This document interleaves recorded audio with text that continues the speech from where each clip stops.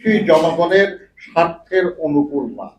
অতএব জনগণ এটা পছন্দ করে না, জনগণ এটা মানবেও না। যার জন্য যে আন্দোলন চলছে, এই আন্দোলন আরো বেগবান হবে এবং এই আন্দোলন সফল হবে।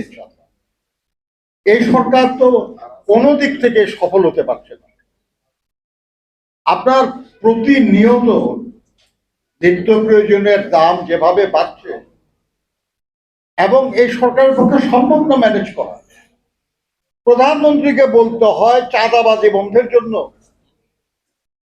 ভাবতে পারেন যে দেশের প্রধানমন্ত্রীকে বলতে হয় যে চাঁদাবাজি বন্ধ করার ব্যবস্থা করেন, পরিবহনের চাঁদাবাজি। কিন্তু বলার পরে কি চাঁদাবাজি বন্ধ হয়েছে না কমছে? কমে না, বাড়ে না। মানে ব্যাপারটা হচ্ছে যে কোনো কিছুর উপর